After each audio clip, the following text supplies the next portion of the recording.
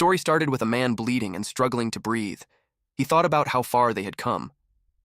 Laser beams rained down on them. He held on to the hope that maybe, just maybe, they could defeat the enemy.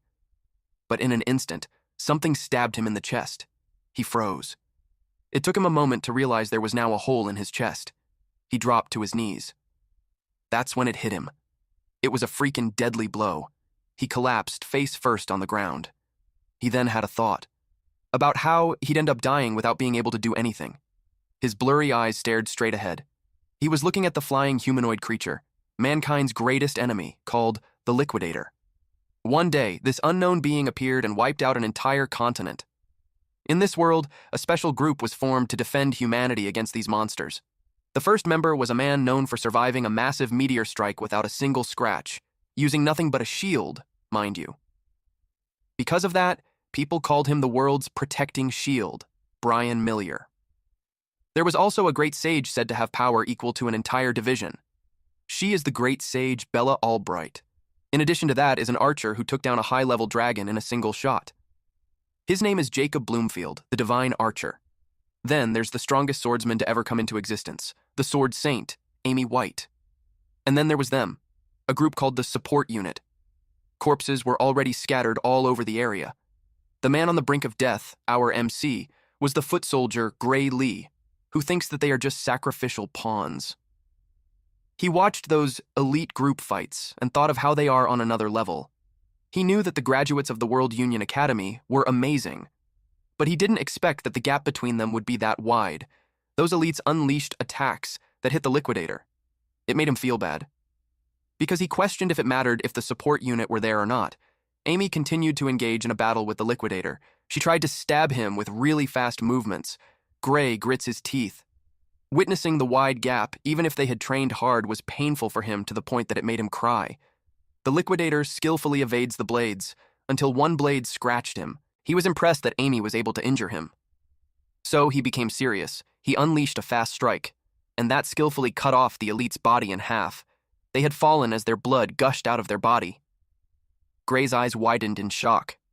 Liquidator showed his true skill now that he's done playing around. Gray couldn't believe that he took them out in a single blow. He realized that he was just playing until then. It pained him to admit that there's no way that they could win. He laid there in his pool of blood, but he was still conscious. Time has passed since his heart got pierced, so it was a puzzle to him why he's still alive. When his blood dripped, someone had spoken weakly, "I finally found you." The drop of blood turned into a small light, and eventually it became a message. Gray was called to come forth, for he wields great power. He woke up surprised. When he looked at his surroundings, it was a dark place with several stone structures, so he asked where he was. It made him think that it's the afterlife, though. It's quite barren. Aside from that, he also noticed someone was sitting on a throne. This person gives an impression of a god, with its black clothing, horns, and veil that covers its forehead, and a golden mark on its chest. It had a calm, stoic face. The mysterious creature spoke to him, saying that he had not perished, and informed him that his physical wounds have already been healed. Then Gray had something in mind. His injured body was shown on a screen. He asked him if he healed him. He replied that it wasn't him, but it was Gray's own power. That made Gray confused. The mysterious creature couldn't explain it to him because he was also unable to properly analyze Gray's power, but he guarantees him that his power is stronger than what the Liquidator possesses, but only if he can control it properly. Gray asked him if it meant that they could win the battle. He replied that he doesn't know and wouldn't have high hopes in yet, but he also believes they ought to get rid of the Liquidator. Which is why he stood up and pierced Gray's chest so he could go. Then a bright blue light appeared. A magic circle appeared on Gray's chest. The voice declared that he shall lend him his power. Eventually, Gray woke up on his bloodied corpse. He grabbed his sword. The tip of the sword was covered in dark energy. He was told that it is his own power. The mysterious creature told him that his power is not something that is visible in the naked eye. Gray understood. The Liquidator then noticed him. Without hesitation, Gray slashed the Liquidator. It saw his face. He couldn't believe that there was still a strong person remaining. His chest was scratched. Gray realized that his attack did some damage. He charged again. He was confident to say that his power was stronger than him, but Liquidator advised him not to underestimate him. The next thing Gray knew is that he was shocked. It took him time to process what just happened. His body was cut in half. Only his lower half remained, and blood gushed out from it like a fountain. Liquidator commended him for pushing him to use his all. Unexpectedly, a black mist covered the area, and a hooded man appeared. He had a mask on his face. His body was similar to a black flame. He raised his black, gigantic sword. The Liquidator was confused. He immediately created a barrier around him. The black flame was extinguished on the left side of his face, and from there, Gray can already be recognized. The Liquidator asked if he's truly human. Gray glared at him. Then he attacked him. His sword met the barrier. He tries to break through it. The Liquidator then noticed something. His barrier was shattered and the sword slashed him. He asked him again if he's truly human.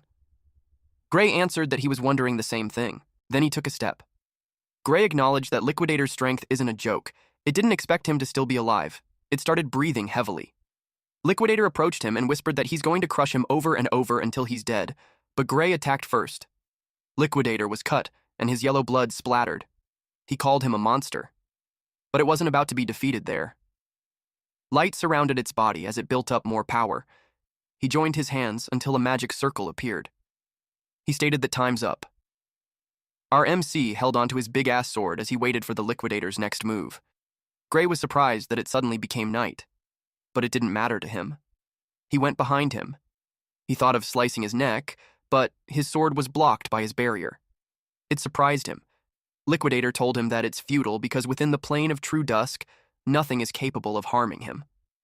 So he advised him to better stop his useless resistance and take a look at the stars. Gray's eyes widened. The star was reflected on his eyes. It got bigger and shone brightly in his eyes. Liquidator states that it's beautiful. It was like the sun, and suddenly it fell from the sky. The impact was destructive. The shooting star made a crater on the ground, and our MC could not be found. Liquidator expected that he won't be able to revive if he's completely pulverized to dust. But he was surprised when a portal started to form, and it became a large magic circle. Then someone spoke, acknowledging the great amount of power gathered. He expected that it was enough to take him back. The Liquidator recognized that it was Kronos. Kronos asked the one who wields great power if he could hear him. And since he used all of his power, he decided to send him back to the past. Liquidator cursed at Kronos. Kronos told Gray that it's all he can do for him. The magic clock started ticking. It counted backwards. When it reached 1, he told him that he entrusted the fate of the world to him. With that, Gray woke up from a nap while laying on the grass. He was confused about where he was. Our MC woke up in the middle of a field. The sky was bright and the grass was green. He then looked on his right and recognized that it was his hometown, Renato Village. He was puzzled because it shouldn't be there because it was destroyed 15 years ago. Then he recalled that he was advised to be sent back to the past. He couldn't fathom that it really happened. He propped himself on his hand, but he saw the wound. Around that time, he was being picked on by Belder and the others. This time, he told himself not to be beaten by guys like them, but he knew that those guys were strong and he just couldn't beat them. He sighed and stated that defeating Liquidator was just a dream. He decided to think about how to deal with them once he's a bit stronger because he didn't want to get hurt, but while walking in the forest. Unfortunately, he ran into them. The leader was the biggest bully of them all named Belder. The asshole was with 3 young men. He told Gray that he had been looking for him, and he had a lot of trouble finding him. Gray was cautious. Belder threw a sword in front of him and told him to pick it up. He looked clueless, which is why Belder called him out not to act dumb. He wanted to have a mock battle. Gray refused, saying that his injury hasn't healed yet. He thanked him for the invitation and told him that he can't partake until his injury heals. Belder replied that he has nothing to worry since the blade is blunt. Gray reasoned that no matter how blunt the blade is, it is still a lump of iron and it can still injure someone if hit in the wrong place. Belder yelled at him to shut his fucking mouth. He told him that he didn't have the right to say no, and if he doesn't like swords, he told him that he can just fight without a weapon. Belder immediately charged forward. Gray was caught off guard. He couldn't believe that he wanted to beat him, even when he was unarmed. Now it didn't seem like that intention was truly a mock battle. He remembered what the military doctor told him before he was sent back. The doctor said that the reason that his swordsmanship wasn't improving was because of an injury he had sustained as a child. And reflecting on it, he could tell that it is where his life as a loser began. He sidestepped to evade Belder's attack. Then it confused him. Belder clicked his tongue in annoyance, while Gray was wondering if Belder's strikes were always that slow. He ducked to avoid another attack. They engage into a dance-like motion, wherein Belder attacks and he evades it. He realized that it wasn't because Belder was slow. Belder got annoyed that he couldn't hit him. The sword was an inch away from Gray's face, but he moved swiftly to evade and close the gap between them. He realized that the correct answer was he had gotten faster. The other three young men were surprised with his move. They stated that it seemed like he's a completely different person. He went to pick up the sword. He knew that he might not have the body that he used to have, but he has the memories of the battles that he fought. Belder leapt to slash him. Even if the attack was coming from behind, he skillfully deflected it by swinging the sword using his uninjured hand. Belder got hit, and he let out a small groan. Gray didn't expect that it was enough to throw him off his feet. It made him question if it's okay to fight against such an amateur, but he thought that the guy isn't someone who deserves pity. He reasoned that it was those pieces of trash who tormented him because he couldn't fight. But this time, it wasn't the case anymore. He attacked, resulting in Belder letting go of his sword. Belder cursed out loud. Seeing that he let go of his sword easily, Gray could tell that he's worse than an amateur. He told him that he probably wasn't trained on how to receive a blow from a sword. Our MC stepped in front of Belder and told him that there's nothing to worry about, as he held on to his sword. He quoted that as long as the blade has been dulled, it would be totally safe to beat someone with it. Belder got hit. He couldn't believe his shoulder just bled. When blood splattered on his face, it made him cry out loud and fell on his knees. Gray didn't expect that the blade wasn't blunted, but when he checked, it was completely blunt. And had it been a sharp sword, Belder might have actually been killed. He glared at them and continued to strike. Belder was hit on the nose. He bled a lot as he fell on his back. Gray decided to keep using the blunt edge. He towered over Belder and asked why he's screaming so much. He didn't have the right to do so when he's the one who told him that a blunt sword is safe. He grinned devilishly at him. Belder started to get scared. He yelled at those three young men to stop standing around and beat his ass.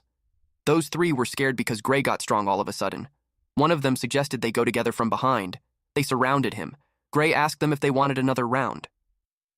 Belder ordered those three to kill him. Gray stated that he was going to overlook it, but he changed his mind. The forest was indeed disturbed. Those four ended up all bruised up with a large bump on their heads, and they could barely open their eyes. They meekly kneel with their weight on their heels, hands gently resting on their lap. Gray remembered how he's been so scared of those guys before. He asked them if they were from the Saria Swordsmanship Dojo. Belder replied that it was something like that. One of them said that they felt like they have gotten strong enough, so they haven't been going lately. In his head, he questioned their meaning of strong enough. He realized that he shouldn't expect much from the dojo itself, but regardless, he knew it would have uses. He wanted to be introduced to the dojo because it was by referral only. Belder told him to ask someone else because if he told his master that he lost, he couldn't imagine what they would say. Gray swung his sword in front of Belder and suggested that they should just continue what they're doing. Naturally, Belder got scared. He ran off while yelling that the dojo is that way. They were all surprised how fast he was. Those three yelled at him not to leave them behind. They soon entered the city. Belder asked him why he wanted to enter a dojo. He stated that it was because the dojo has a recommendation slot for the academy. Belder confirmed that he heard something like that. Our MC responded that that was the reason he wanted to go. One of the lackeys expressed that Gray is already strong enough without going to the academy. Gray expressed that it would be nice if that was actually enough. But he knew that even the world's strongest lineup was no match for the Liquidator. And even when he used Kronos' power, he couldn't even scratch him when he got serious. He had no idea how strong he needed to be to defeat that thing. But still, he had some clues. Belder then pointed at the direction of the dojo, and he nodded. The moment he clashed with Liquidator, he felt it for a second, that he was able to control that dark power. And what he focused on at that moment was the swordsmanship taught to him by the Sword Saint. He thought that if he had spent more time training in swordsmanship, in the same conditions as the Sword Saint, then he knew the battle's outcome might have been different. He's aware that it was the reason why Kronos sent him there. They eventually arrived at the dojo, and the woman heard them. She tried to confirm if the bastards tried to pick on a civilian with the swordsmanship that they learned from her, and they just ended up getting their ass handed to them. She clicked her tongue. This woman was the swordsmanship dojo instructor, Saria. Belder tried to reason that they weren't picking on him because it was a mock battle. She responded by hitting him so powerfully that he got blasted away and hit the wall with a loud wham. The other three had their eyes widened in shock and trembled in fear. She knew he was just making up excuses. She told them that if he calls beating up someone unarmed a mock battle, then it would mean that what she did just then was also a mock battle. She pointed her sword at his eyes while telling him to leave and never return. She told them that they can no longer call themselves a student of the dojo from then on. They all replied yes and scurried away. She sat in front of Gray and apologized. She acknowledged that her former students caused him a lot of trouble. He replied that there's no need to worry about it. She thanked him for his understanding, and then she brought up the topic that he wanted to get a recommendation to the academy. She wanted to apologize for the trouble Belder and those guys caused, but as much as she'd like to write a letter of recommendation, she had to confirm his abilities first. She handed him a wooden sword. Gray accepted. She told him that he could have the first move and encouraged him to come to her whenever he's ready. He started attacking her. The dojo started evaluating his moves. She could see that his swordsmanship is quite practical for his age. She could sense that it is as if he's been through countless battles before. She attacked and he deflected it. She understood that Belder and the others are no match for him. She could tell that his style is mostly self-taught, but every so often, his swordplay looks similar to what is taught in the academy. It made her curious if someone had taught him. She could tell his swordsmanship is rough, but admitted that he may have the talent, which is why she could say that he's a diamond in the rough. It was about time they wrapped up. She attacked. He was about to strike too. Their swords clashed. They went at it again. She found it strange that he wasn't even faltering and Gray could definitely keep up with her. She just wanted to test his skills a little, but her best was being drawn out, and she questioned the feeling that she was getting. It was fear. Gray made her feel scared. He swung his sword so powerfully that it made her step back. She assumed it was just a wild swing. At that point, she saw his weakness. She took the chance to attack, and decided to end their match there, but she was caught off guard, and was left puzzled. Saria's sword had been cut in half. Consequently, it made Gray shocked too. It was because he felt the same sensation back then, which led him to think that he still has the power, but it came with a drawback. He felt immense pain in his body that made him drop to his knees. Saria worriedly asked him on what's wrong. He realized that his body failed to keep up with the power. His legs were trembling, but he stood up and replied that he's okay. Realizing that he could barely stand, he took a mental note of not using the power carelessly. He thought of telling Saria about it. Saria, on the other hand, was puzzled on why he's staring like that. He ought not to tell her because even if he did, she probably won't believe him. He just decided to make an excuse that he got carried away. Deep inside, though, Saria knew that it was impossible to cut her sword with a dull wooden sword, and she's aware that he knows it too. Seeing how she stared at him, it made him ask what was wrong. Saria understood that he didn't plan to talk about what just happened. She contemplated, then brought up the topic about what he wanted, a recommendation to the academy. He replied that he heard that she could give him one. She replied that she can give him a recommendation to the kingdom's finest educational institution, which is the Royal Academy of Swordsmanship. But she wouldn't recommend that he go there, because she thinks that he's not suited for that place. That made him feel bad. It confirmed his insecurity that he lacked strength, especially when he could hardly do anything except that last moment. Saria told him that there was another place that he should aim for, and that was the World Union Academy, she stated. Gray's eyes widened in shock.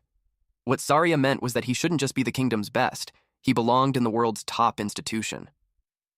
That blew his mind. He's well aware that it was the place where the Sword Saint and the others came from. He asked if someone like him can really be accepted there. Surprisingly, she replied that it's impossible. She knew he recognized it himself. His body was far from fit enough to wield a sword. She's aware that if it's the Royal Academy, he might be able to fake it with his skills, but it won't pass in the World Union Academy. She questioned how he'd acquire such skill with his feeble body. He knew she's right, because he's well aware that everyone from that academy is a genuine monster. And with his body like that, he can't even compete. He looked sad about it. Saria saw his expression and asked why he's giving up. She pointed out that there are still 9 months until the entrance exam. He reasoned that it's only 9 months. She agreed that it might not be enough time, but she wanted him to trust her. She asked if he's ready to suffer over the next 9 months. He replied that he didn't want to suffer, but he decided to do it. He entrusted her to take care of him over the next 9 months. She liked our MC's answer. With that, her demeanor changes, which caught Gray off guard. With a devilish grin on her face, she told him that it will be the start of his hell. Days passed as he underwent rigorous training with her. He trained relentlessly. Gray ate both delicious and questionable meals. He sparred with her and continually honed his swordsmanship. Our MC was determined to make it to the entrance exam on time. 8 months later, changes were noticeable. Saria could see that he had grown muscular, and with that, she had nothing else to teach him. She encouraged him to go out there with confidence. He was puzzled because there's still a month until the exam. She explained that taking an exam in a place he's not used to isn't going to be easy, which is why it's best that he gets there early. She gave him money for the trip and for a month's worth of food. He hesitated on taking it. Also, he thinks that going a month early was too soon enough. He takes it as if she's chasing him out of the village. She replied that he's just overthinking it. He brought up the topic about an ogre's nest being found near the area. That surprised her. He added that there are hardly any guards in the village. She tried to play it cool and told him that it had nothing to do with them. She assured him that help will come from the royal capital, so they have nothing to worry about. She urged him to head to the exam without any worries. He could tell that she's lying. He knew that no help would ever come to the village, and right before the village is destroyed, his master would lose her life. In his past life, there was news that she was killed when she went to kill the ogre alone, but he simply replied that he understood what she wanted. He thanked her and informed her that he'll be going. She let out a smirk and wished him well on the exam. Later that night, skeletons were displayed on a tree with sticks piercing through their mouths. Saria showed up in the forest. From the scout's report, she followed the path in the forest and found a trail of blood, and it led right into an eerie den. But she halted when a voice called out to her, asking where she was going. When she looked up, she saw Gray sitting on a branch of a tree. He smiled at her and called her Master. She was surprised to see him. She asked what he was doing there when he's supposed to be on his way to the academy. He asked her the same thing when she said earlier that ogre nests would be taken care of by the army from the royal capital. She told him that the army couldn't come because of an emergency, so she decided to deal with it herself. She assured him that her alone is enough because she already assessed the nest strength from the scout's report. She shared that the boss is an elite ogre and the nest holds around 40 to 50 monsters in total. She admits that the number of minions will be a tad tricky. Thinking about it, Gray knew that it wasn't that strong, but the ogre's real strength lies in its intelligence and leadership. Gray was aware of the risk of being surrounded, and that means it's suicidal to fight alone. And he's certain of one thing. If he lets his master go alone, she won't make it out alive, and the village will be destroyed by the ogres. He had seen that future with his very own eyes.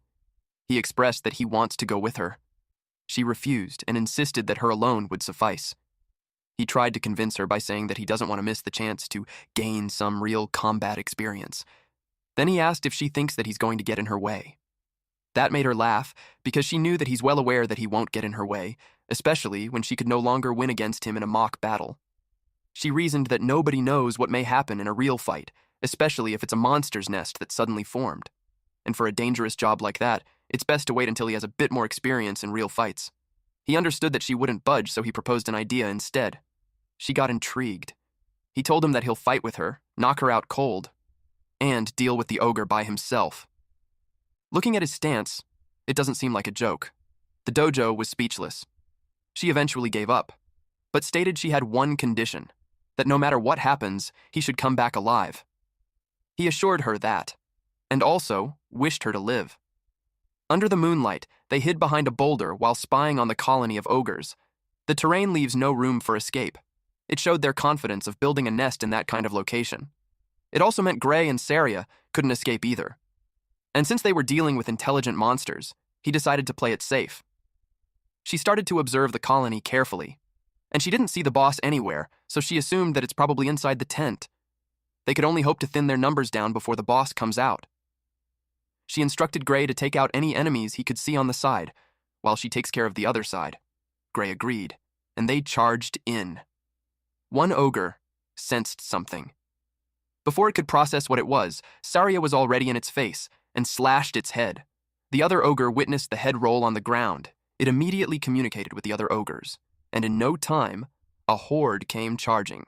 Meanwhile, on Gray's side, he was cutting down enemies one after another. He moved fast. Same with Saria.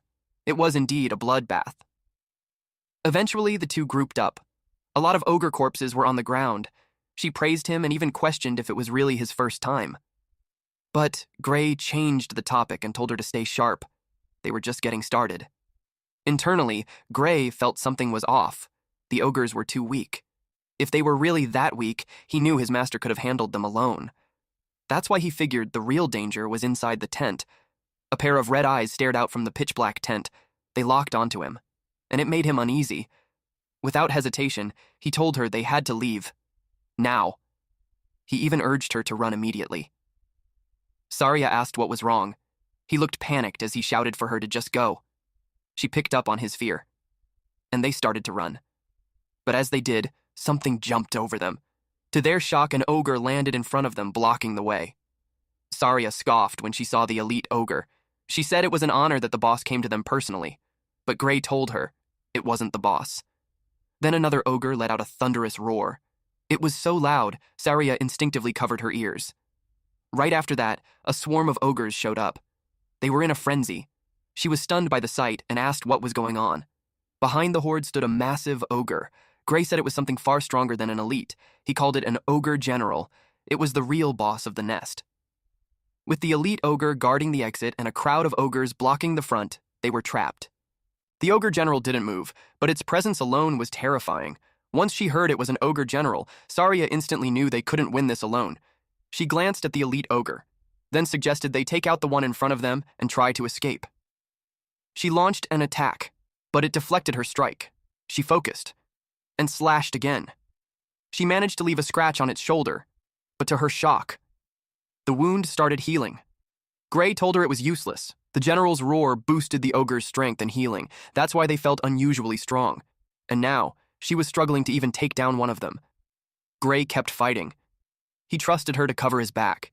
He said she didn't have to win. He just needed her to buy him time. She got worried and asked what he was planning. He said there was only one option left: to take down that ogre general bastard, and he meant it. An ogre with an axe knocked Gray's sword. Our MC got irritated every time they tried to flank him. The ogre tried to make him drop his sword, then raised its axe to strike. Right now, Gray was focused on taking out every enemy in front of him, but the ogre easily broke his sword. He realized it couldn't handle the power of a boosted ogre. The ogre swung at him again and he jumped just in time. He was glad he had a spare, but he knew it wouldn't last long either. Saria realized his situation and tossed her extra sword to him. He thanked her. Now he had 2 swords, but he knew that still wasn't enough to wipe them all out. So he focused only on the ogre general and the horde between them. He pulled out the second sword. With one quick motion, he cut through the ogres in his way. One of them scratched his cheek as it attacked. He blocked the blow as the ogre tried to push him back with its axe.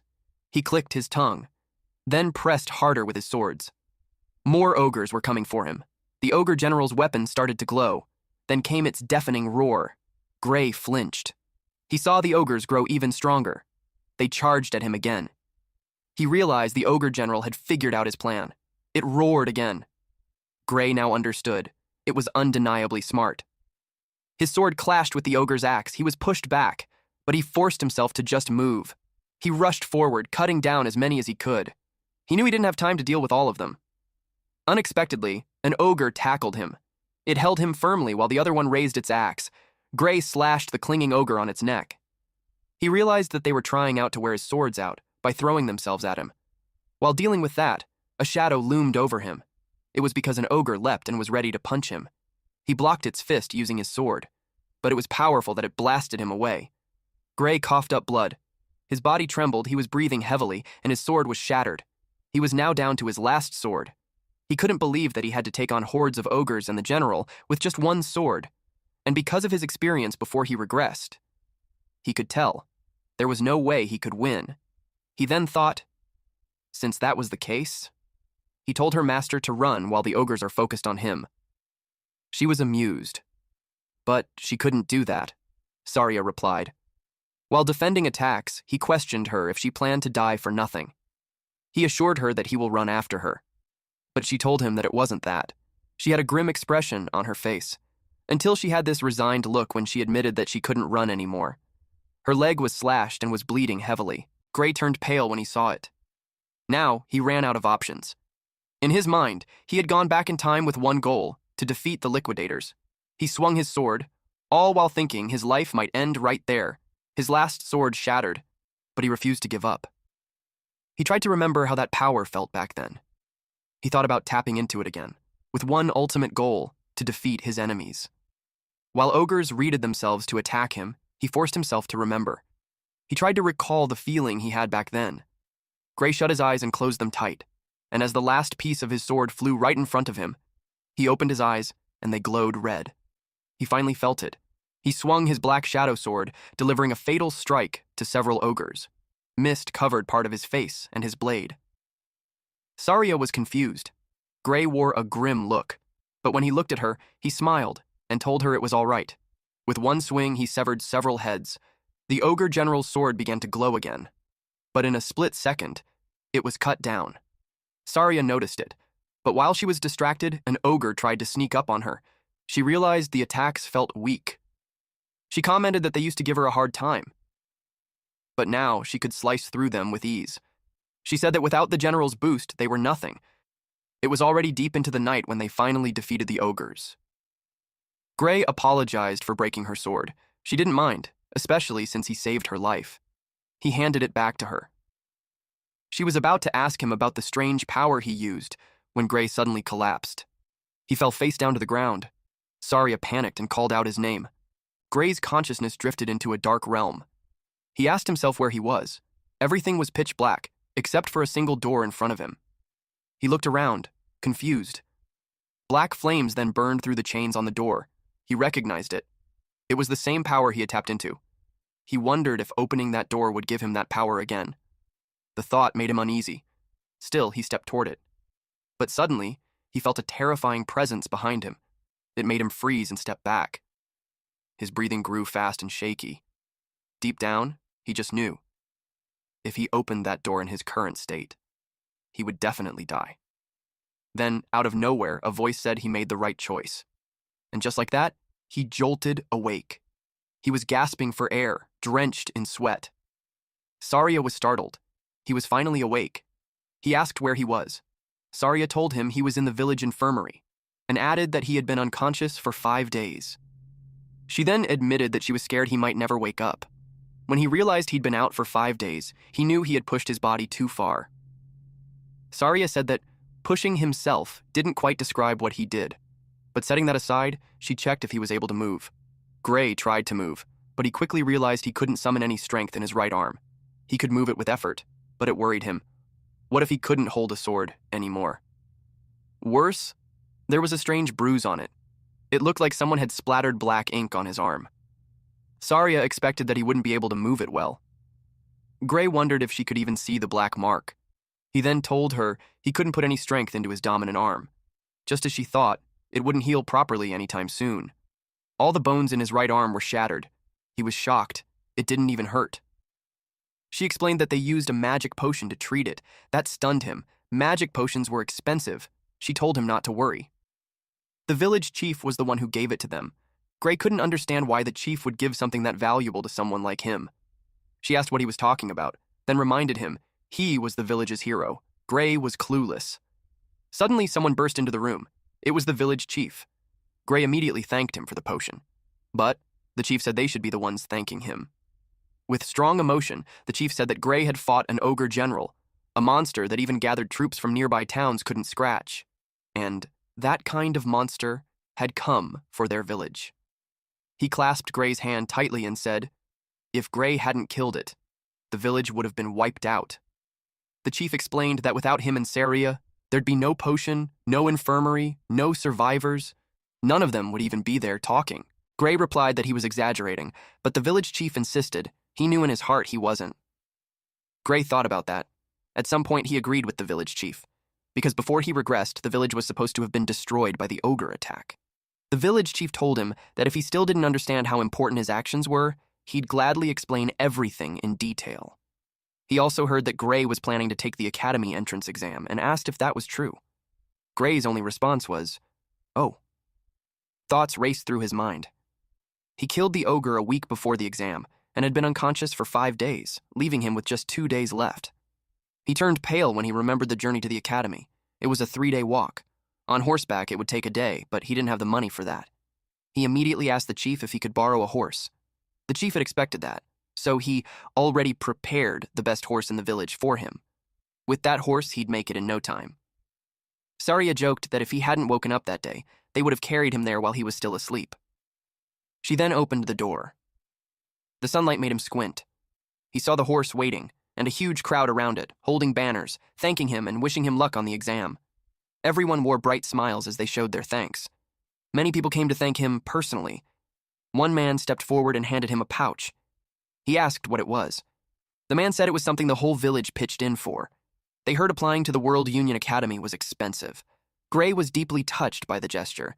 He smiled and thanked them, then said it would be hard to return if he failed the exam. Saria told him not to worry. After all, he's the only one applying to the World Union Academy who's defeated an ogre general. But Gray was still worried about his right arm. She reminded him his left arm still worked fine. He nodded. Saria said that was more than enough, and he didn't need to use that power either. He argued that the exam might not be that easy. Passing it with just one arm didn't sound simple. Saria reassured him. She said he'd definitely stand out, and the examiners would recognize his strength. She was confident. With full belief, she told him, he will pass. He thanked her, and said that with her saying it like that, he had no choice but to pass. In his past life, the village had been destroyed, but now, it was still standing. Gray realized the world wasn't the same anymore, and that meant the future could change. All of it, thanks to his power. And now, he was set to go. Eventually, he made it in time. He even thanked the horse for getting him there. He looked straight ahead and saw a city surrounded by a lake. He finally arrived at the World Union Academy. At the arena, the host announced that they would begin handing out exam tickets. Until the process was done, all examinees were to stay inside the central arena. There were a lot of people, but only 20 would pass. Someone mentioned that the number of successful candidates changes every year. Sometimes 50 make it, other times, only 1. The host then called Professor Ariel to the front. She walked in and began distributing the exam tickets right away. She instructed the examinees to take the paper that would appear before them. She then snapped her fingers. A golden light filled the arena. A paper appeared in front of each examinee. Gray was examinee number 513 under the fencing course. He noticed everyone else had theirs too. She explained they would only see their number and course, and reassured them that this was how it's done every year. She gave a small grin, then told them that the World Union Academy does not judge based on age, gender, nationality, or status. That even included their names. None of those things mattered to the Academy, she added. Only those who passed the exam and earned the right to cross the bridge would be asked for their name, and even then, they could give a fake one if they wanted. Gray was confused. Even though he left his sword at the inn, his paper still said he was in the fencing course. It made him curious about what kind of system they were using. Then, Professor Ariel explained, they assigned the courses based on appearance. She said if she got anyone's course wrong, they should raise their hand. The examinees were stunned. They couldn't believe she sorted them just by looking, especially with so many people there. Some of them guessed she had already looked them up. Others thought maybe she used some kind of mind-reading magic. But after a while, no one raised their hand. So, she concluded that no one had been misassigned. Next, she announced their exam schedules. She told everyone to check their tickets. Gray's paper said he was scheduled on the first day, at 11 a.m. He didn't like it. He was hoping for a little more time to let his arm recover. Professor Ariel reminded them it was a one-shot practical exam. If they were late, they'd be disqualified. No exceptions, no reschedules. Gray held his arm, thinking he still couldn't use much strength. He silently prayed it would get a bit better by tomorrow. The next day arrived. He was in a pinch because it didn't heal at all. He had no choice but to take the exam with his arm still that way. He was called to the entrance of the arena. He took a deep breath and reminded himself not to be pessimistic about it. He evaluated that his left arm was still functional, and he can move his right to an extent. He used the time he had left to watch the examiner's moves, and to find an opening. The examiner told the examinee to make the move first. The examinee charged at the examiner. His swings were heavy, but the examiner just sidestepped to evade it. The examinee yelled that he's not done yet. He grips his sword with both of his hands and swung it. The examiner blocked it using just one hand. Seeing that happen, the examinee's spirit got crushed. The professor then charged at him and blasted him away with just one swing. The guy fell on his back, and the examiner concluded his exam. He was instructed to retrieve his weapon and exit the venue. Seeing that, a small smile formed in Gray's face. He already knew it. He was totally done. There was no way in hell he could win. Not long after, the examiner called his number. As he walked toward him, he couldn't believe he had to fight someone who had taken down a man twice his size using only one arm. Gray was instructed to make the first move. He felt like he didn't have a chance, but he decided to do whatever he could. He charged forward. He recalled what Saria had told him, that a sword isn't swung with just arms, but he needed to channel his power generated by his entire body through his arms. Even if his right arm is powerless, he thought of driving the force through his other muscles. He swung his sword and the examiner ducked to evade it. Gray was feeling nervous since he can't fight the way he usually does. He thought that if swinging a sword without arm strength was that easy, no one would bother training their body in the first place. The examiner counterattacked. That's when Gray got confused. Because the instructor's sword was kind of slow, he was able to block it. He could tell that the examiner had insane power, but his speed and technique don't even come close to his master's. He believes that if he relies on the swordsmanship he learned from her, he might be able to make up for the difference in arm strength. Gray's eyes turned sharp and he thought, if that was the case, he moved accordingly and became certain that the examiner was slow and wasn't nearly as strong as he thought. He recalled his master's words, that he'd definitely pass. Their swords clashed, and he was able to overpower the examiner. It's when he started having faith that he could do it. Their sword fight continued. Although Gray had seen the examiner's swordsmanship, he charged at him, and the professor evaded, which led Gray to think that the difference in power is too great that he can't break his form. It made him realize that it wasn't easy to win with just one hand, after all. With that said, as they continued to spar, the examiner's movements were becoming rougher. While Gray had a risky move in mind, he found the right timing and baited him to come to him. The examiner attacked, and that's what he wanted, for him to make a wide-open swing. He shifted his weight to his right foot, knowing it would leave an opening.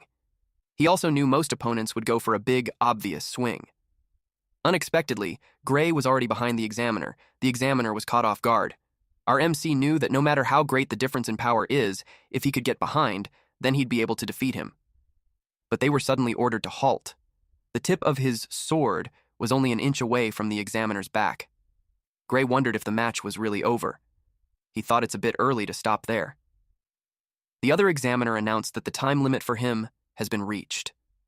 His eyes widened as the result was announced. It was a draw. Gray was sure he wouldn't make it. His grip on the sword loosened, as if his body had simply given up. He left the arena feeling down because he had given his all to pass. He also knew that if he can't win against the examiner, things will be difficult for him. He expects his arm to heal next year, so he'll take the exam again. Before he left, he glanced at it one last time and expressed a thank you. 1 week later, in the World Union Academy Meeting Room 53, the head of the academy asked the professors their thoughts on the candidates now that they have finished all their exams. One of them expressed that he's exhausted. An older professor stated that the method of everyone observing together is rather inefficient and suggested to divide the workload next year. Another professor defended that they can't afford to overlook a talent simply for the sake of making things easier for themselves. The head sighed and pointed out that he asked to hear their thoughts on the examinees and not on the system. He started with the examinees from the swordsmanship course. He asked who passed. They watched the screens, and one of the professors stated that, as always, those who beat the examiners passed, and the rest will be based on the quality they showed and how they held out during the 15-minute time limit. He asked the other swordsmanship course instructors what they thought. One professor replied that other than those who beat the examiner, the candidates number 5,217, 753 stood out.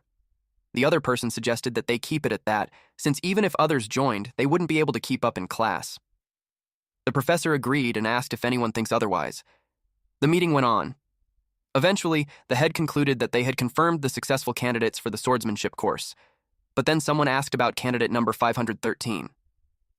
The head glanced at the speaker. It was Professor Ariel. She asked them what they think about candidate 513. They all watched the screen. One professor called 513 a little guy, When they watched it, it looked like he's going to win, but if he relied on setting up traps just to beat the examiner, things would be difficult for him. They observed that the technique was good, but his strength was lacking, and it felt like he was outmatched from the start. The brown-haired professor with a mustache expressed that he's not good. They all agreed.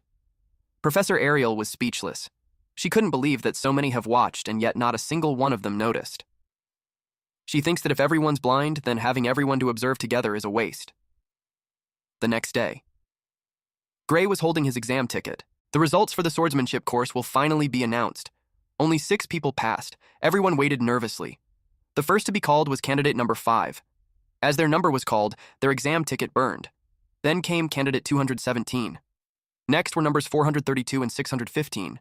Then 753 and 925. That was it. Gray looked crushed when his number wasn't called. The successful candidates were told to cross the bridge and finish enrollment by the end of the day. Gray was downcast while others around him cheered for the passers. He wore a heartbroken look after failing. Then came another announcement. The Divine Eye Special Admission.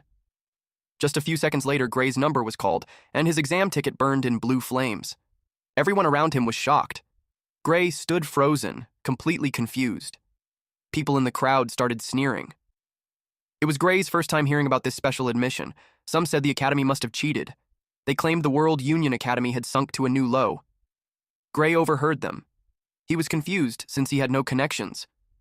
He wondered if his master did something, but he hadn't heard anything.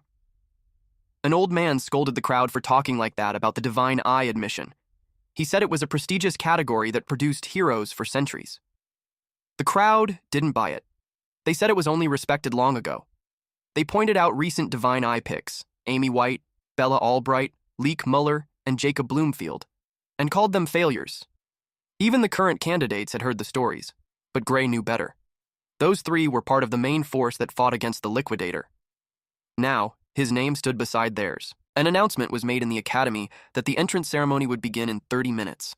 Once the students finished changing, they were asked to gather in the plaza in front of the main office. Their uniform had a black path with the academy's symbol engraved on it. Our MC looked dashing. Some students arrived early at the plaza, but they weren't sure if it was the right place since nothing was set up yet. A man came running toward them and apologized for the delay, saying there was a mix-up. He asked the students to step back a little so he could place the stairs in that spot. The students moved and asked if where they were standing was okay. The man said it was perfect. Then he knelt down. The students were confused. He touched the ground, and a large magic circle appeared. The ground started to shift. The students' jaws dropped. They were shocked to see a full structure rise right in front of them. The man apologized again for the delay and told them they could sit wherever they liked. The students were clearly amazed. They realized it was teleportation magic, but couldn't believe something that big could be teleported.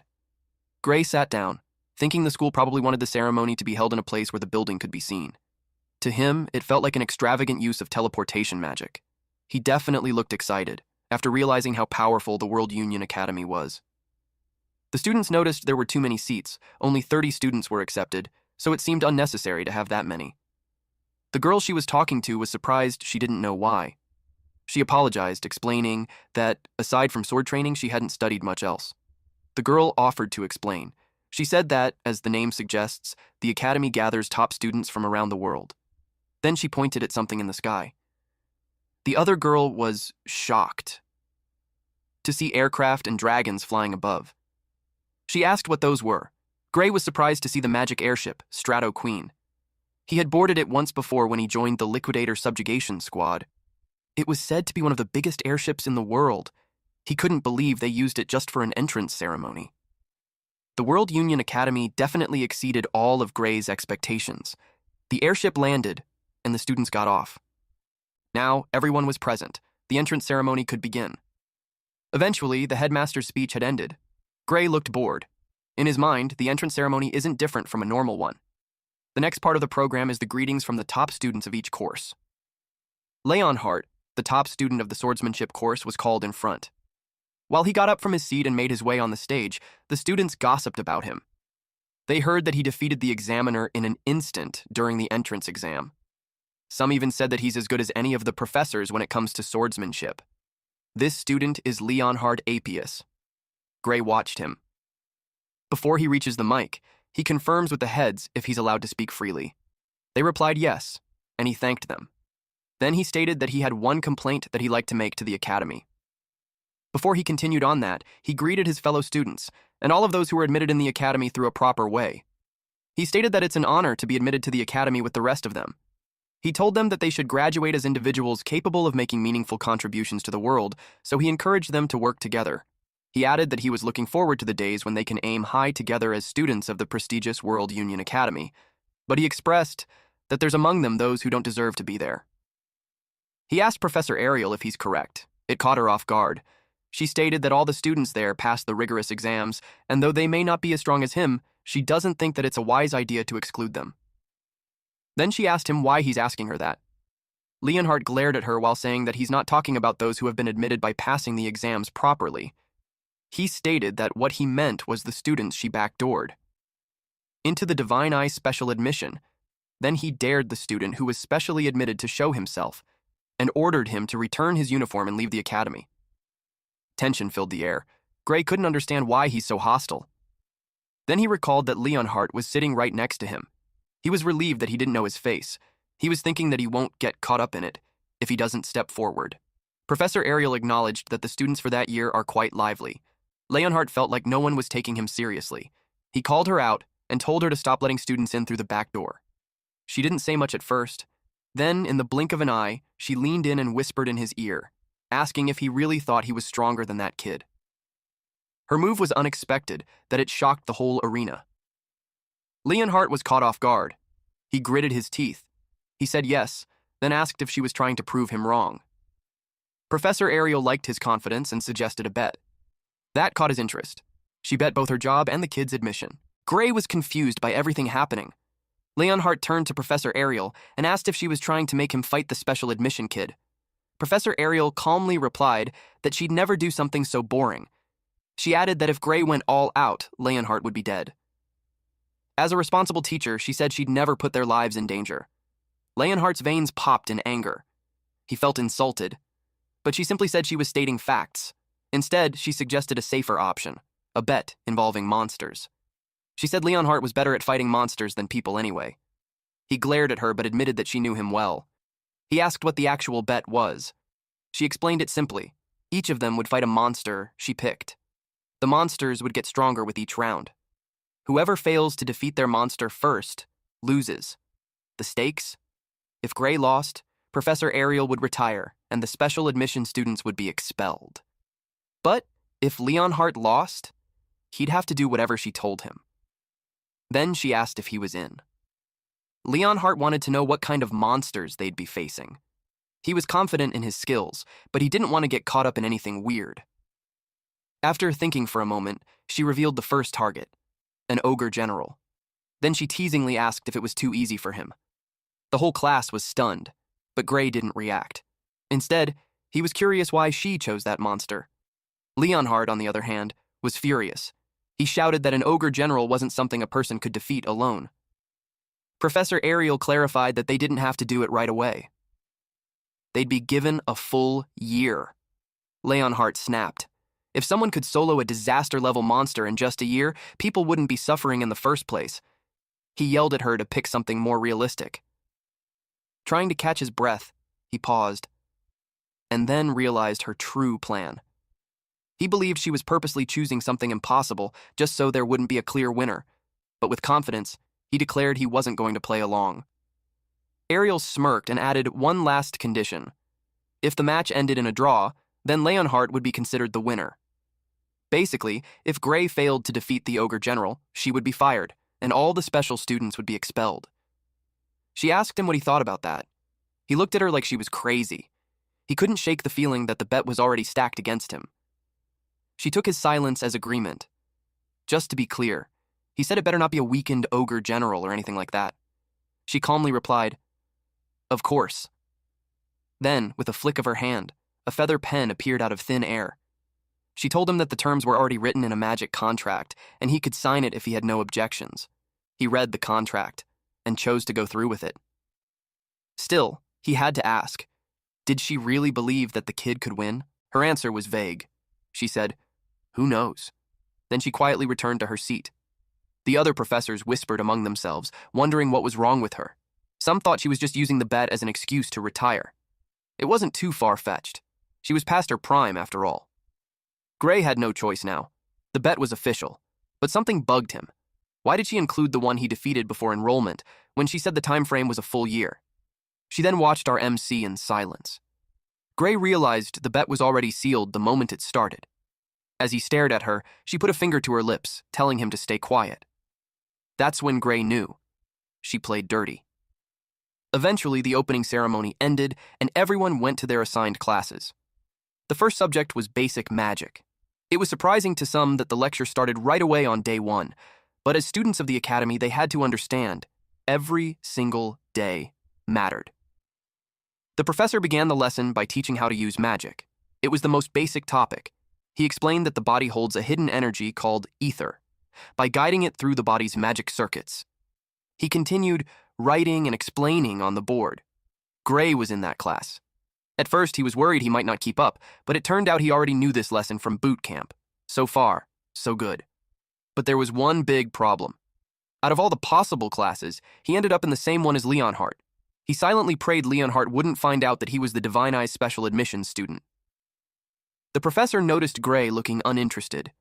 He scolded him for already looking away just 5 minutes into the lecture. Gray was shocked he got caught with just a glance, even though he was seated all the way in the back. He quickly apologized. The professor challenged him. If he looked that confident, why not prove it in front of the class? He even taunted him by expecting him to be able to use basic magic. Gray politely explained that since they were in the swordsmanship course, he thought it was okay if they couldn't use magic.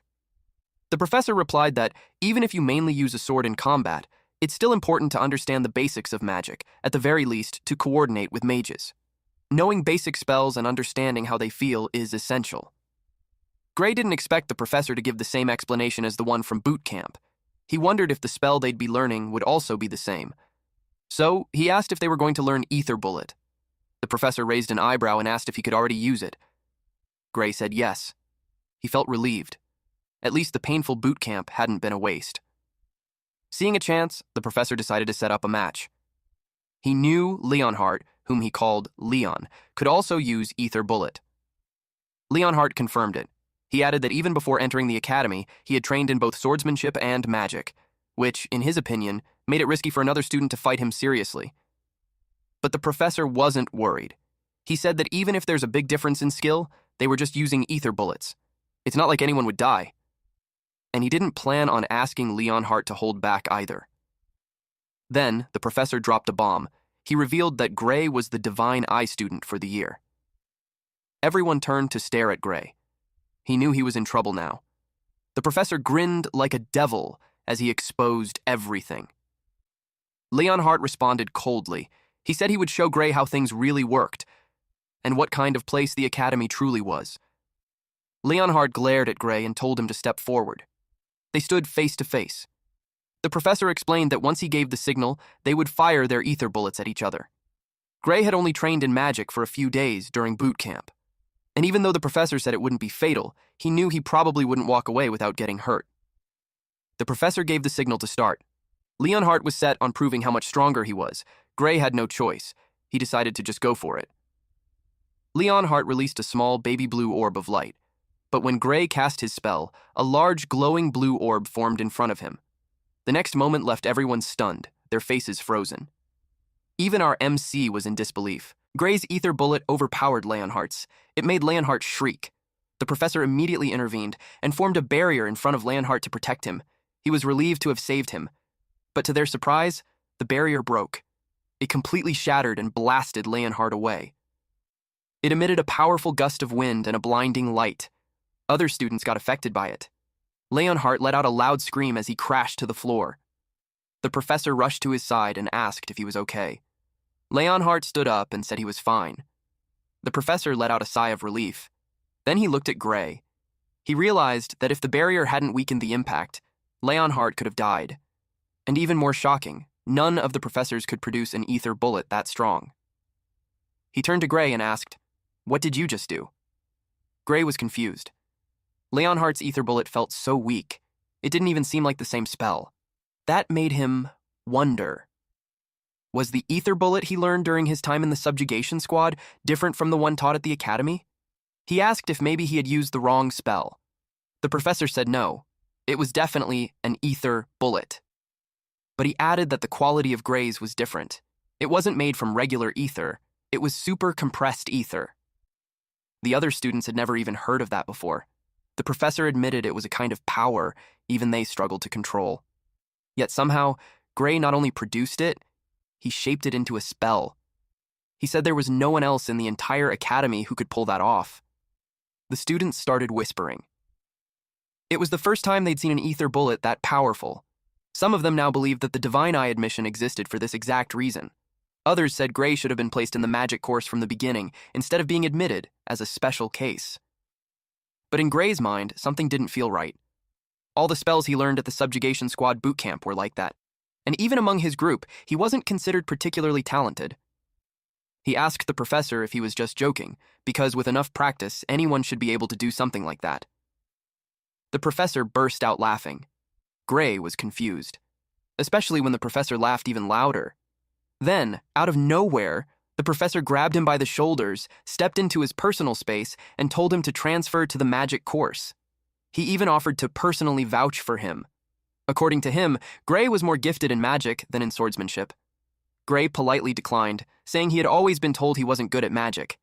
The professor looked at him like that was the funniest joke ever. He couldn't believe Gray. Someone who understood the ether compression technique well enough to create super-compressed ether thought he lacked talent. He called Gray a once-in-a-generation genius, someone even the academy would call a prodigy. He added that whoever told him he had no magical talent clearly didn't know what they were talking about. Then he asked again, was Gray really sure he didn't want to switch to the magic course? The professor was known for rarely handing out compliments, so the students were stunned. They couldn't believe he was praising someone this much. He kept pressuring Gray, saying that if someone like him didn't study magic, it would be a loss for the world, and even called it a crime against magic itself. Gray let out a nervous laugh. Then, something clicked. He suddenly remembered where he had actually heard about the ether compression technique before. In his previous life back at boot camp, someone once explained that in the old days, people didn't even know that OUD, also called life force, existed. Because of that, casting proper magic was incredibly hard. They had to keep compressing ether inside their bodies and hope that a bit of it would mix with odd by chance, just to create a usable spell. A woman with baby blue hair and golden eyes had called that process laughable. Now, in the present, Gray asked the professor if he had ever heard of odd. The professor looked confused. That reaction confirmed it. This world still didn't know about its existence. Gray realized something big. What he had learned in the subjugation squad was knowledge from the future, and he knew he had to be careful about who he told. The professor brought the topic back and asked again if he was willing to transfer to the magic course. Gray gave a proper bow and apologized. He explained that he loved swords. As grateful as he was for the offer, he had to decline. The professor accepted his decision, but he told Gray that if he ever changed his mind, he was welcome to come to him, any time. Gray thanked him sincerely. Then the professor told him to go back to his seat. He also added that from now on, he wouldn't scold Gray for looking bored in class or even for leaving early, because he knew this lecture was far too basic for someone like Gray. The other students were impressed. They couldn't believe that Professor Carlos thought so highly of Gray. Meanwhile, Leonhardt watched him closely. He clutched his chest. His cheeks turned slightly pink as he looked at Gray with admiration. He even called him Lord Gray. Gray felt a chill run down his spine. It was honestly a little creepy. Later that day, Gray received a letter from Professor Ariel asking him to come to her office after class. The sudden summons caught him off guard. He wondered if it had something to do with Professor Carlos. He guessed she might also be planning to recommend he switch to the magic course. When he reached her office, he stood in front of the door. Before he could knock, Professor Ariel called out from inside, saying it wasn't locked. He walked in. But then, he was suddenly attacked. He quickly drew his sword and blocked the attack with ease. The girl who struck at him was stunned. Gray realized he reacted purely on instinct, but he still wanted to know, why did she attack him? Then he got a good look at her face, and was shocked. She looked familiar, like someone he had seen before. Someone from across the table said that he did great. It was Professor Ariel, and Gray had just proven that her eyes were right. The man on the side asked if Bella wasn't holding back. He had to confirm if she had received an instruction from Ariel to go easy. Her movements were flawless, but to have her sword be knocked out of her hand so easily was unnatural. Hearing her name, Gray had confirmed that she really was Bella Albright. She was the Grand Sorceress. Ariel couldn't believe that those two men were seriously saying those things. She suggested that if they couldn't tell if Bella was holding back or not, they should quit as a professor. The professor replied that they were just joking. Since he lost, he gave her the coins. Gray had to ask what they were doing. Ariel replied that they were betting on whether he can fend off Bella's surprise attack or not. And thanks to him, she made a good amount of money. Then she threw him his share. His jaw dropped upon seeing the gold coin. It was worth a fortune. And the other professor started saying that it was just as she said. They noticed that from that exchange earlier, Gray deliberately didn't use his dormant arm. Almost as if he was trying to protect his immobile arm. One professor speculated if it was from an injury. The other thinks that rather than an apparent physical injury to the muscles, it was more like a deeper kind of wound.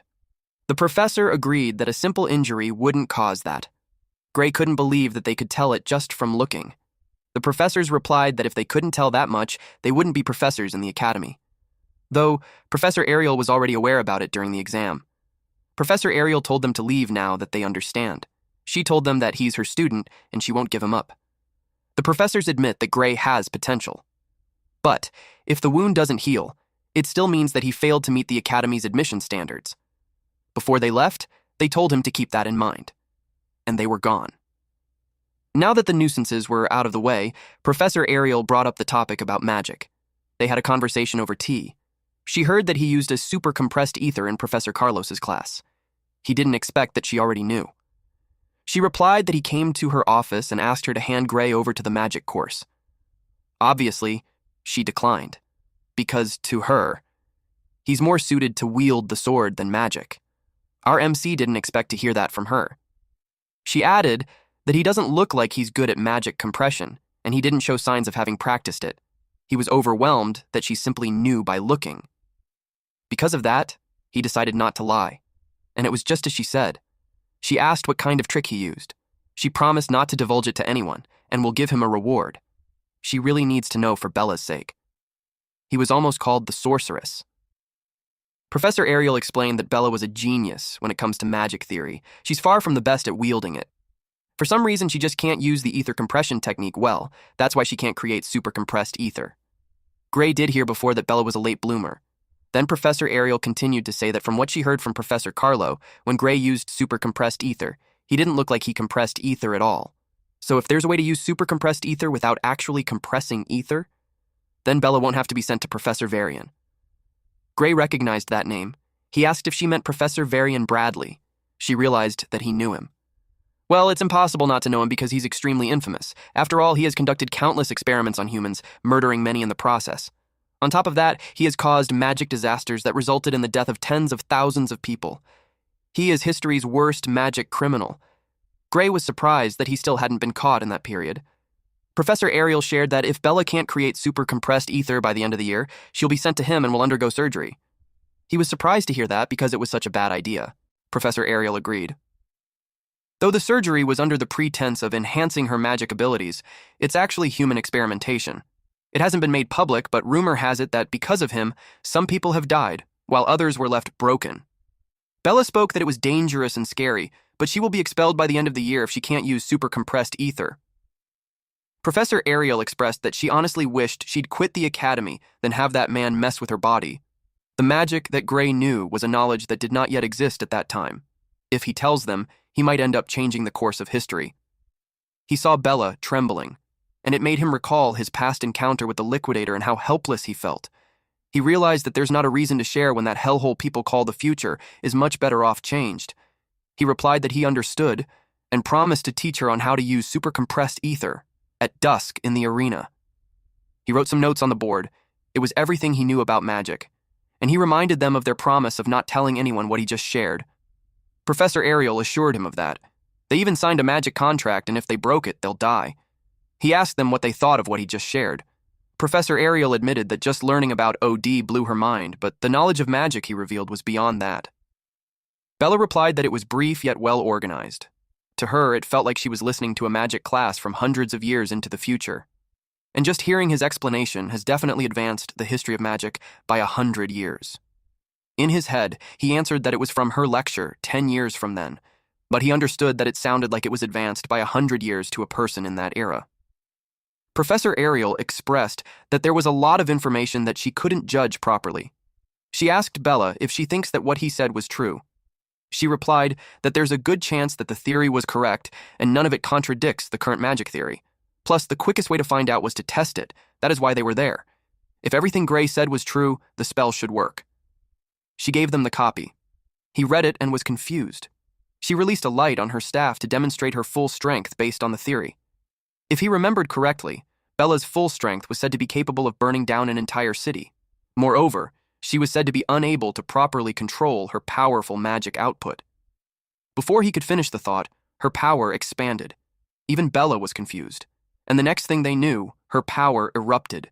The concentrated magic bursted to heaven.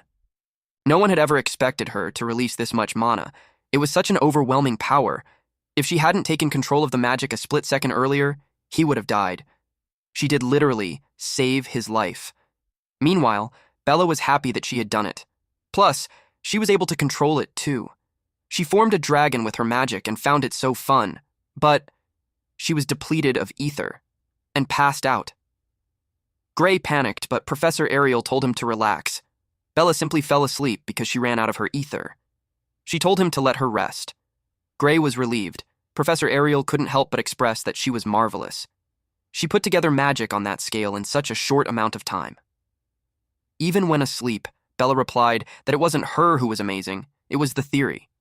Because of it, she can easily create a super compressed ether.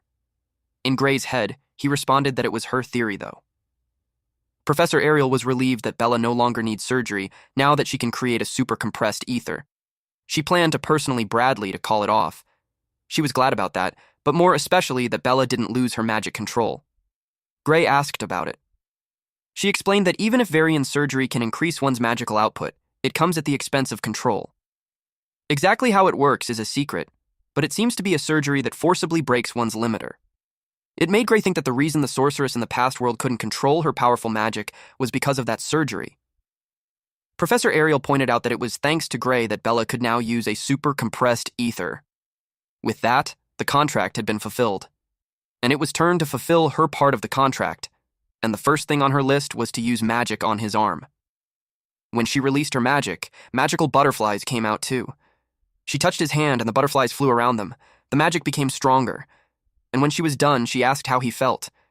He tried clenching his hand, and to his surprise, he could move it. He thanked her for it. He was puzzled because not even a magic healing potion could cure it. She told him not to compare her nerves-restoring magic with the average magic healing potions. Then she asked if he could move his hand the way it used to. She suggested he swings a sword to find out. Our boy took a step away from her and swung a sword. He was confused at first, so he kept swinging. He felt strange. It didn't feel like it moved as well as it used to.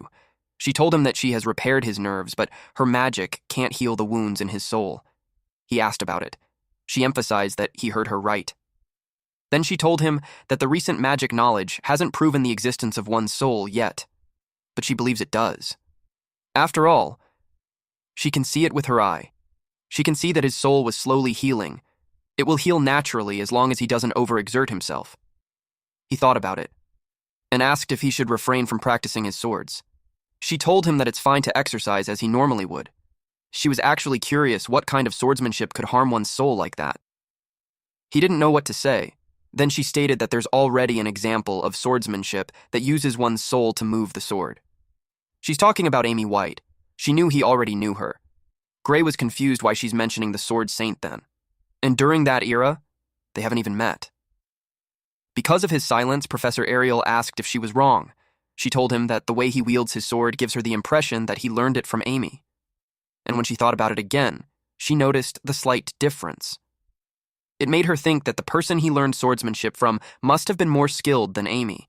She told him to give it a few more years, and Amy would just be as skilled as his master. Gray was astonished that she could even think that far. He replied that he learned his swordsmanship at a dojo in his hometown. At this point, he had to change the topic because if he let this conversation continue, he might end up spilling everything. So he asked if it was possible for one's soul to be damaged because of swordsmanship. She replied no. At the very least, not with any swordsmanship. Simply put, there was no way that something ordinary could defeat an ogre general with just one slash. Not to mention cutting down the surrounding ogres and trees, too. Gray realized that she already knew. Of course she would. And thanks to him, she already practically won the bet. She admitted that she saw some of the remaining scenes left and they were magnificent. Not even the most sophisticated cleaving magic could have done that. It made her conclude that he used the mysterious power within him. He asked him if she could see it with her eye. She confidently replied yes. She could see the power leaking through the chain door. It made him recall the door that he saw. It's not just something one can figure out by guessing, so he was convinced that she could really see it. Then she shared that she had seen power similar to his, though she doesn't think they're the same things, just a similar vibe. He asked if there were others with powers similar to his. She replied yes, but also admitted that she was uncertain if they're humans or not. Then she told him that they were called the Liquidators, and seeing his expression, she could tell he had heard of them. He was bewildered why that name was being mentioned in that period of time. Professor Ariel realized that he knew of it. In all honesty, she didn't think it was that well known. She stated that since Gray knew about a future-looking kind of magic theory, it wasn't that surprising. He just laughed it off while thinking that it really was knowledge from the future, but no one realized it yet. She asked him how much he knew about the Liquidator. He replied that he only knew that he's an extremely dangerous threat to humanity, and that he has to be stopped before he appears. If that's impossible, then he must be destroyed no matter what it takes. She replied that he was a bit extreme, though she agrees that he's dangerous. But even so, Varian was intent on continuing his experiments. Gray asked how Professor Varian was related to it. She was confused why he asked. Then she revealed that the Liquidator was the very being that he was trying to summon. That was news to him. He didn't know that the Liquidator was man-made. But when he thought about the Academy last time, they acted as if they knew exactly where the Liquidator would appear. Then he realized it. He was alarmed. That the Academy was involved in summoning all along. He yelled that the experiment had to be stopped immediately, to which Professor Ariel agreed. But unfortunately, the one running it was a professor like her, so she doesn't have the authority to shut him or his experiment down. She did push the higher-ups to cancel it, but they wouldn't listen. Gray questioned who exactly were those higher-ups. She doesn't have the authority to tell him that either. She summed up that unless the orders came from above, no one can force the experiment to stop. He was disappointed that not even a name was given. He realized that the Academy's leadership was more tangled than he thought, but if that person was a criminal, then it changes things. In the last world, Varian's illegal experiments killed tens of thousands, and he even knew where he carried them out. He revealed that he knew where Varian conducted the illegal experiment, and he thought of catching him red-handed. But Professor Ariel told him that it won't work either. He asked why. She explained that entering an Academy professor's research facility without permission was a serious crime on its own. And if they can't produce hard evidence, they would be the ones getting locked up. It made her ask if he has proof of his crimes. He became silent. She continued to say that if not, then they had to put off the conversation for the time being. He realized that she knew it was dangerous and her hands were tied. He simply replied that he understood her. Then she changed the subject into talking about his power. She asked if he wanted to learn how to control it. It caught his attention. He asked if she could really do that. She replied that there's a professor in the Academy who's very good at dealing with unknown forces. The name was Heathcote Longfellow. He knew it was the very same person who trained the Sword Saint herself. She expected it to catch his interest, so she planned to arrange for him to start private training with him tomorrow. He was very happy with that. The very reason he came to the Academy was to master the power. He didn't expect to find a lead that fast. The next day, Heathcote Longfellow attacked him. He couldn't believe that he had been receiving private lessons from Heathcote Longfellow himself, but he's confused why they're just running like that. They were in the middle of the forest. Even if Heathcote was ahead of him, he could tell Gray's mind was wandering. He yelled at him that if he had room for stray thoughts, then he should just pick up the pace. He instructed him to run until his body was at its absolute limit. He yelled for him to listen, well then he lectured him that only once he burned away every drop of his physical strength will his soul's power awaken. And as long as he got even a scrap of stamina left, they won't touch swords. He replied, "Yes, sir." He had faith that since it was Heathcote's training, it must mean something. But he also didn't like that while he's out there running laps, Varian's carrying out his experiments to summon the Arbiter. They continued running. while he questions himself if he should really be doing that at that moment. Later that day, he reported to Professor Ariel. She was aware that it had been a week of training already. She asked how it was. He replied that it was mostly running and a bit of sword drills at the very end. He admits that he felt stronger, though. She laughed as she commented that it sounds exactly like him. While they were conversing, someone knocked on the door. Then that person handed Professor Ariel a letter. She read the letter, and afterwards she made a terrifying expression. He asked her what was wrong. She gave him the letter. And when he read it, he also had the same displeased expression.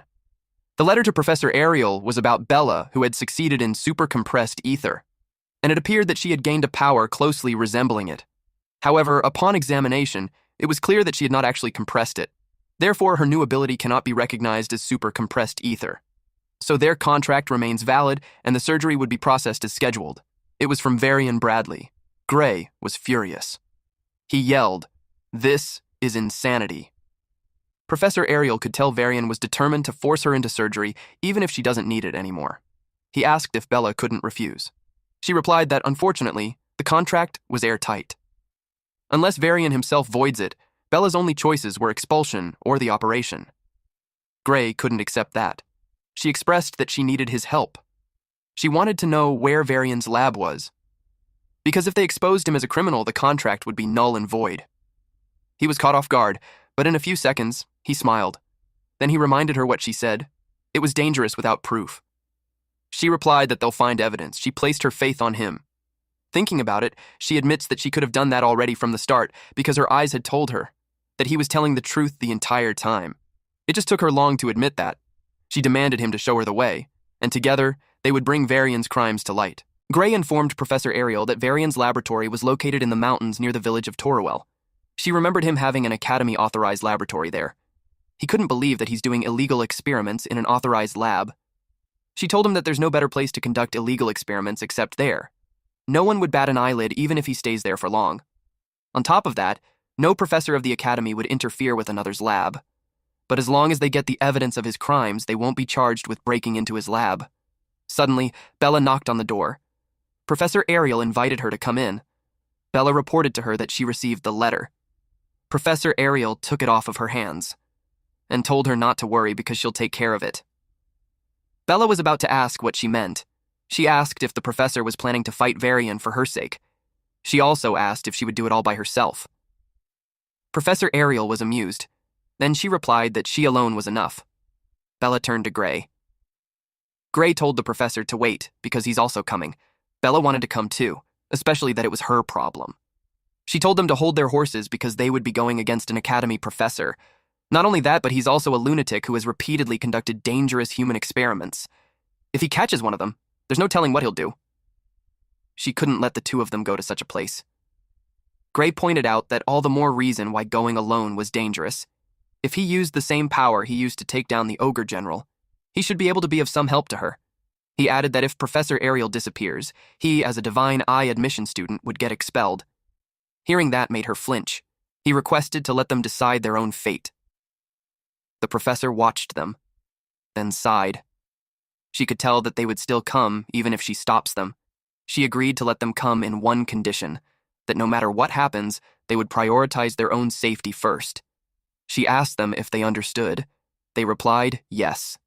Later that night in the mountains, there was a hidden laboratory, and Professor Ariel, Bella, and Gray stood hidden in front of it. Bella couldn't believe that Varian was really doing illegal experiments there.